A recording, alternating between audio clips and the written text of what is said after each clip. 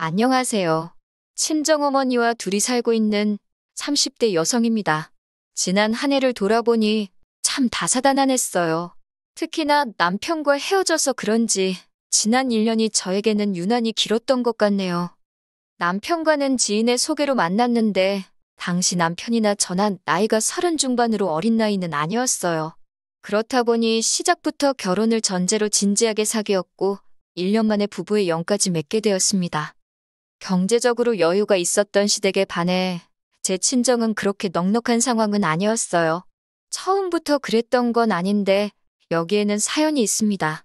몇 년 전 친정아버지께서 암을 진단받으셨는데 당시 의사 말로는 치료만 잘 받으면 살 수 있다더라고요. 그래서 돈 생각하지 않고 있는 재산 다 끌어다 아버지 병원비로 썼습니다. 하지만 애석하게도 아버지는 폐암 수술 이후 합병증으로 허망하게 세상을 떠나셨어요. 아버지가 돌아가시고 나서야 아버지가 개인적으로 지셨던 채무뿐만 아니라 여러 가지로 금전적인 측면에서 생각지 못한 문제들이 발견되었습니다. 결국 빚과 재산 대부분을 포기해야 했고 그나마 어머니 명의로 있던 집은 지킬 수 있었네요.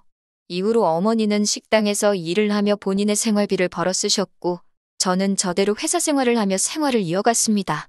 저희 모녀 남들한테 손 벌리지 않고 사는 게 어디냐며 감사한 마음으로 살았지요. 그렇게 10년 가까이 살다가 제가 시집을 간다 하니 친정어머니께서 얼마나 좋아하셨는지 몰라요. 친정어머니께서는 3천만 원이란 큰돈을 내주셨고 저는 염치불구하고 그 돈을 받았습니다. 변명 같지만 당시 제가 모아둔 돈이 5천 정도 있었는데 2억을 가져온다는 남편에 비하면 턱없이 부족하다 싶어서 그 3천을 받을 수밖에 없었어요. 하지만 청첩장까지 나오고 한창 집을 알아보던 시기였어요. 하루는 어머님이 집으로 저를 부르셔서 혼수나 예단으로 할 이야기가 있으신가 보다 하고 찾아갔는데 절 앉혀두고 말씀하기를 시아버지가 하시는 사업에 무슨 문제가 생겼답니다. 그래서 당장 해주기로 했던 2억은 못 해줄 것 같다고요. 황당했지만 제가 맡겨둔 돈도 아니니 무조건 내놓으라 할 수도 없는 노릇이었지요. 제가 그럼 어떻게 할까요? 결혼식을 미룰까요? 라고 물었더니 대뜸 저더러 돈 보고 시집 오는 거냐며 화를 내시대요. 당황한 제가 그런 게 아니라 그러면 집은 어떻게 구하나 싶어서 그런다 하니까 당신이 일단 3천을 해줄 테니 제가 가져오는 돈 8천을 보태서 어디 전세나 월세라도 알아보랍니다. 남편도 저한테 계속 미안하다며 그때는 정말 파혼이라도 하면 제가 돈 보고 시집 가려던 여자밖에 안 되게 생겼더라고요. 그리고 무엇보다 집에 대한 걱정이 된 거지 남편 자체가 싫었던 건 아니었으니까요. 결국 계획대로 식은 올렸고 제가 가져가는 돈 8천으로 작은 전세를 구했습니다. 남편이 가져온 돈 3천으로 결혼식이랑 그런 대로 가정가구 구색은 마쳤고요. 그러다 남편이 저 몰래 시부모님께 돈을 보내고 있다는 사실을 알게 된 건 결혼한 지 8개월이 지나서였어요. 말이 나와서 말이지만 결혼 초에는 무슨 바람이 불어 그랬는지 남편이 먼저 저더러 경제권을 가지라대요. 하지만 한 두세 달도 안 돼서는 갑자기 그동안 얼마나 모았냐고 묻더라고요. 그래서 제가 가계부 내역을 보여줬더니 밑도 끝도 없이 자기 계산이랑 안 맞는다며 제가 돈을 너무 헤프게 쓰는 것 같다면서 앞으로 돈 관리는 각자 하자입니다. 치사하고 억울하고 이깟 경제권이 뭐라고 괜히 가지고 있다가 더러운 꼴이나 보겠다 싶어서 그러자 했어요. 이후로 그렇게 저희는 각자 따로 돈 관리를 하게 되었습니다.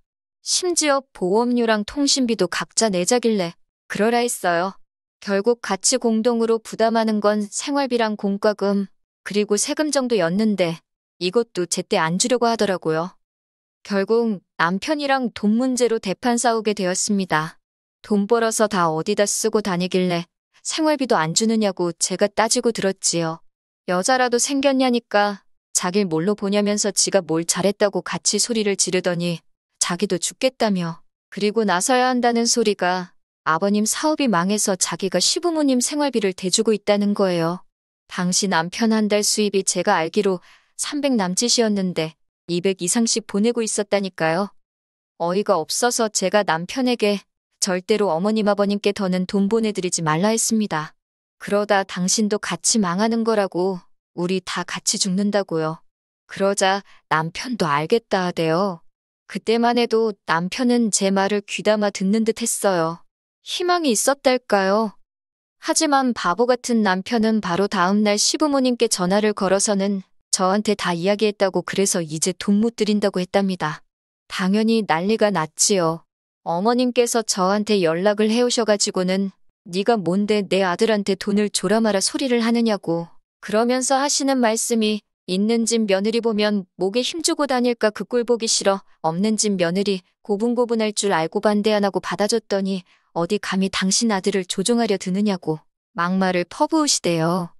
어머님의 막말보다 더 힘들고 속상했던 건 그런 상황에서 남편이 한다는 소리가 그러면 반만 드리면 안 되겠냐입니다.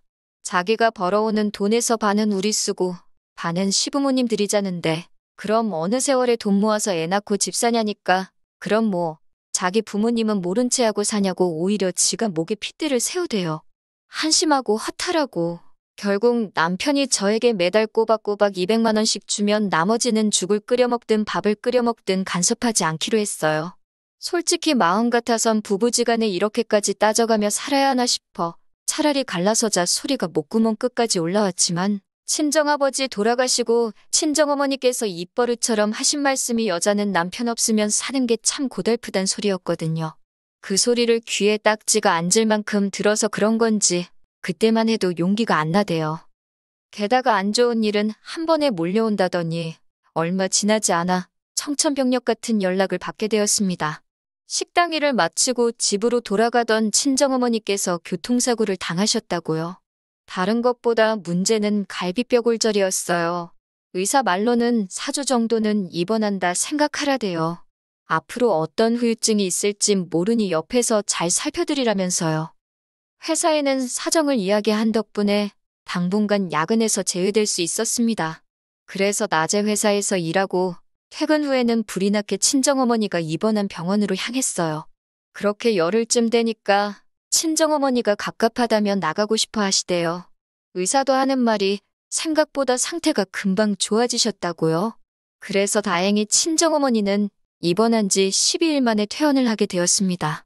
당분간 통원 치료를 받아야 한다는 말에 제가 같이 다닐 요량으로 저희 집으로 모셨어요. 남편이 못마땅해 하긴 했지만 일전에 어머님도 아버님과 싸우셨다며 막무가내로 일주일이나 계셨던 적이 있거든요. 그래서 자기가 이러쿵저러쿵 말할 상황이 못 되었지요.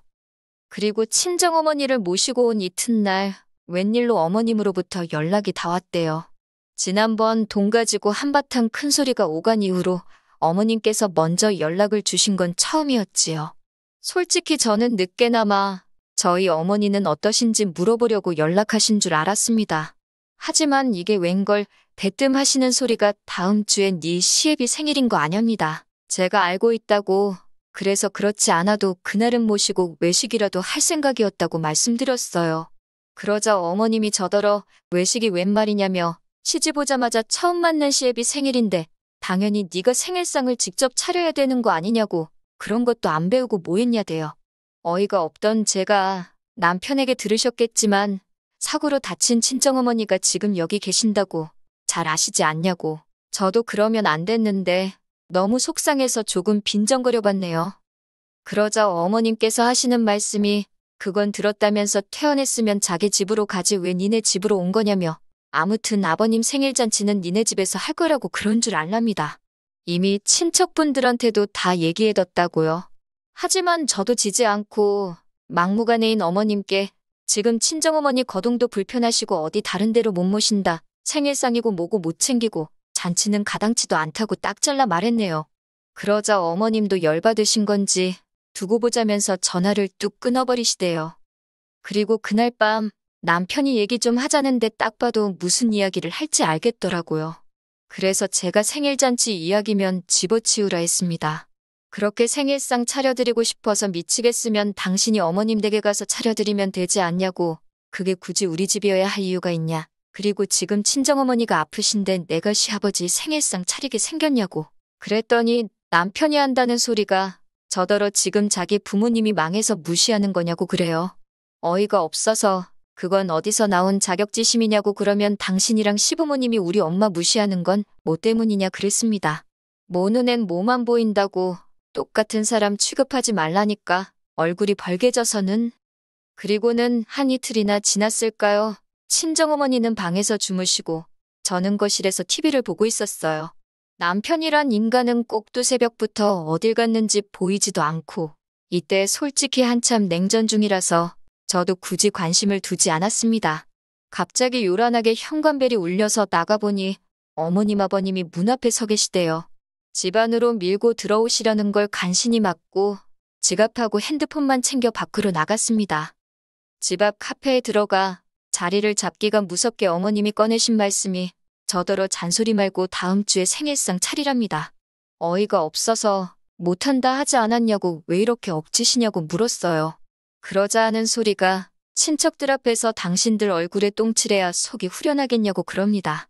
아니, 아버님이 이제 겨우 63이신데 무슨 친척들까지 불러서 생일잔치를 하시냐고. 그러면 어머님 댁에서 하시라 했습니다. 제가 남편 편으로 미역국이랑 갈비 정도는 해서 보내보겠다고요. 그랬더니 그건 싫답니다. 무조건 저희 집에서 제가 차려주는 생일상을 받아야겠대요. 어찌나 기가 빠지고 힘이 들던지 저도 모르게 적당히 좀 하시라 소리를 질러버렸네요. 저희 어머니 아플 때 하다못해 안부 연락 한 번 없으셔놓고 이제 와서 무슨 생일상 받아먹길 바라시냐고 어쩜 이렇게 뻔뻔하시냐 쏘아붙였습니다. 그랬더니 하는 말이 제가 이제 와서 본색을 드러낸다나요? 그러면서 저더러 네가 그런다고 니네 엄마가 천년만년 살 거 같냐? 시집 왔으면 시부모가 부모지. 낳아준 부모는 죽었다 생각하고 사는 게 답이다. 말도 안 되는 소리만 하시더라고요. 듣다 못한 제가 어머님더러 어머님도 자식이라고 낳아 키우신 시외할머님이 불쌍하다고 악을 썼네요. 결국 이 일로 남편과도 지독한 싸움을 하게 되었고 남편은 끝끝내 지 부모 편만 들더라고요. 뻔한 레파토리 있잖아요. 그냥 적당히 져드리면 안 되겠냐. 장모님한테 하는 만큼만 해드려봐라. 아니, 니네 엄마가 나한테 그렇게 안 해주는데 내가 왜 그렇게 하냐? 어이가 없어서 결국 끝도 없는 싸움의 반복 끝에 이럴 거면 갈라서자 소리가 나왔고 그렇게 헤어졌어요. 남편이 자기가 3천만 원 가지고 오면서 시골리고 어쩌고 했다며 그 돈 돌려달라길래 너는 나랑 사는 동안 내가 해온 집에서 안 자고 어디 밖에서 잤냐고 또 싸우고 제가 그렇게 억울하면 네가 사온 거 들고 가라 했습니다. 그랬더니 그걸 어디다 두냐고 짜증을 내더니 결국 빈몸으로 나가대요. 그렇게 1년 좀 넘는 결혼 생활은 아주 지저분하게 마무리가 되었어요. 친정어머니는 이 긴 세월을 여자 혼자 몸으로 어떻게 살 거냐고 걱정하시지만 저는 오히려 홀가분한 게 별로 걱정이 되질 않아요. 그리고 이렇게 사연을 쓰게 된 결정적인 이유기도 한데 사실은 며칠 전 남편의 근황을 들었습니다. 들리는 말이 시부모님도 그렇고 남편까지 손 떼면 안 되는 데까지 손을 댔던 모양이에요. 결국 주변에서들 돈 갚으라고 난리가 나서 고소까지 당했다던데 저야 그걸 알아서 헤어진 건 아니지만 그 동구렁텅이에서 빠져나온 게 얼마나 다행이다 싶던지요. 늦은 후회지만 결혼 그거 조금 늦게 하면 어떻다고 제가 너무 신중치 못했던 게 안타까워요. 물론 이제는 돌아갈 수 없는 시간이니 그만 속상해하고 앞으로 다가올 날들을 열심히 살아볼 생각입니다. 긴 이야기 들어주셔서 감사합니다. 오늘의 사연은 여기까지입니다. 구독과 좋아요, 알람 설정해주시면 앞으로 더 좋은 사연으로 찾아오겠습니다. 감사합니다.